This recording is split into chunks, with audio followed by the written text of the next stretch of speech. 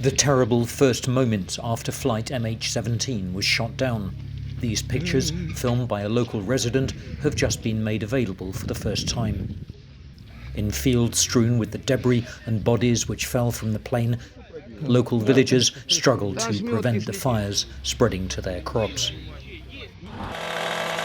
And the scene today, exactly 4 months on. After long delays, Dutch investigators have finally begun picking up the pieces of the Malaysian airliner. Some larger pieces of fuselage need to be cut into smaller sections before they can be taken away. The work is being done by local employees of the Ministry of Emergencies. The Dutch side decides what parts of debris they need to take away. They put stickers on them and mark the numbers of the debris, and we load them. As the work proceeded, local separatists kept a close guard on the site. Immediately after the tragedy in July, the first priority was to find the remains of the 298 passengers and crew.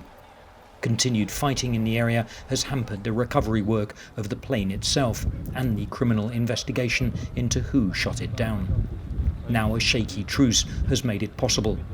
The OSCE say they're glad to get their hands on the wreckage at last.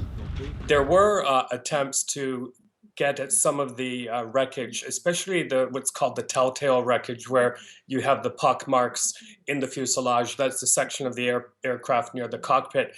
Unfortunately, at that time there was heavy shelling, and that process had to be stopped. So now the focus, of course, is getting again at that part of the aircraft. From the crash site, different sections of the plane are being taken to a nearby town by truck. Once they've all been assembled there, they'll be taken by train to the city of Kharkiv, which is held by government forces. And from there, they'll be taken to the Netherlands, which is leading the international investigation at the request of Ukraine.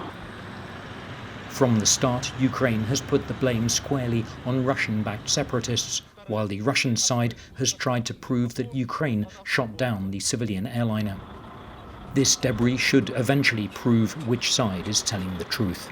Nick Thorpe, BBC News, Kiev.